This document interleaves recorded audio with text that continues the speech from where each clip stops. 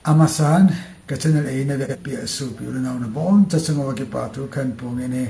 dunia ka sei nom che hi a hele nimasani chun social media hong viral long viram ni ma ko area naga ko long viram ma in khada ki hale ti a social media tampi emodio ta sanomin hichi a milong ho hin litana til su ta ki mana hichi su phonga kuki naga ti a hi su phonga kina ana wonding ti hi long viram hichi leng me ho hin hichi plan na gu nu wa an so hin hichi a hin a hi lo hi dan mu chi na chi phem ti ai le hichi la ya si pai ho long chi win athu ba khol na wa hin ama ho hin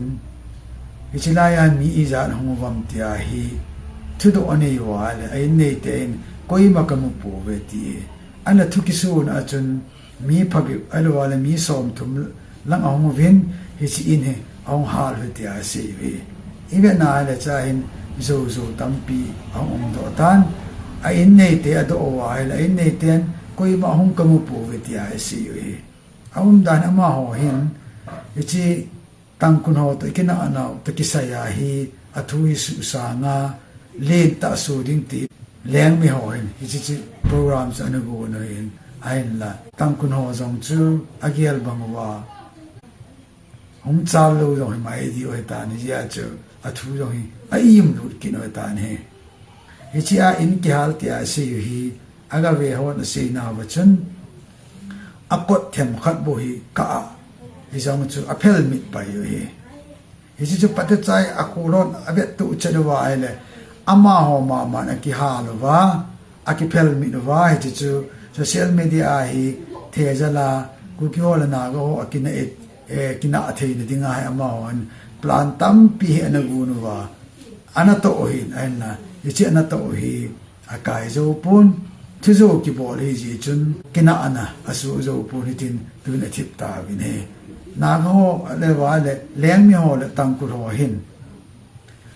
tu se hi zo ngen se a hin khu ama no hin adi se na e san te to ama ho hi ling hi wa ene hi a hi zo ngen se a pan sa thu a se ji win thu ta ong ki hol ni la ma ho hin mai mo na mu tho hin ya tang ku no le leng mi ho le e san te hin media lang no zo se ya ku ki ho hi su rop de ti ai na thu di ki ti tu ni chan ye ki sel te pon i ja na zo wa e bol wa ngo vin par khat te na thu di chu hong do azin tin ama ho azum jivin ibe na le chi yo ki ta e pan di zo jong se lo di we gal di a hi zo se ho no te ke ye chun zo ki ti man lo di we chu te na kanam mi ti ho ko ma ka sei nom ki khat phem ti ai le tang ku roi to phat ma sa jong kyo ne ne pi ne than vin hitin ama hoi to ki ho hi danger ta ai amon thu pa ka choi ti yong hi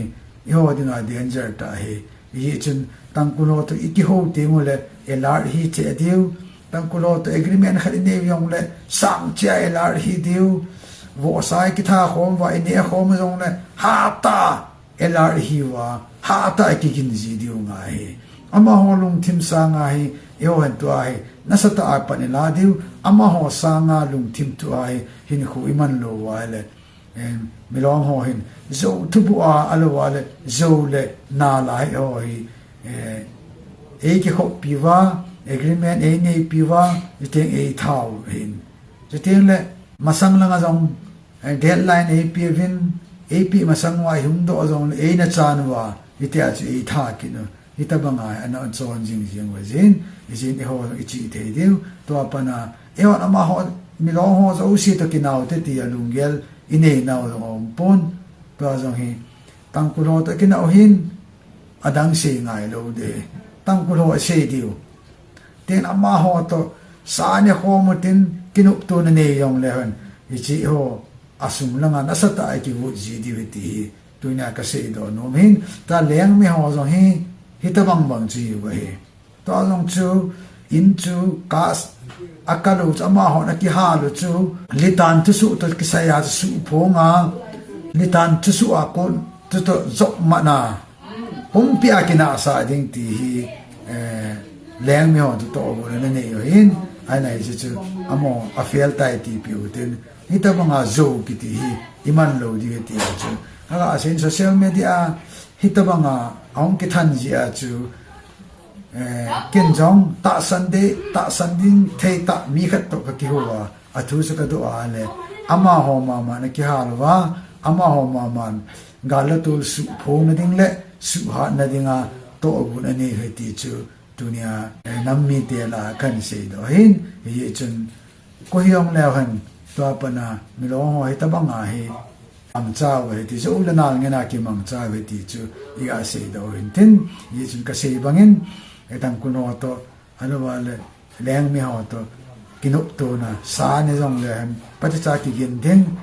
den kinu ki khop na ne jong lam na sa ta ki gin che de ti chu nia kan se do hin ten thu kala dong zui le kamu dong zui ya chom cha kham ho le hen ten se hil se wa lam na ki ngai da mo te ka ki pa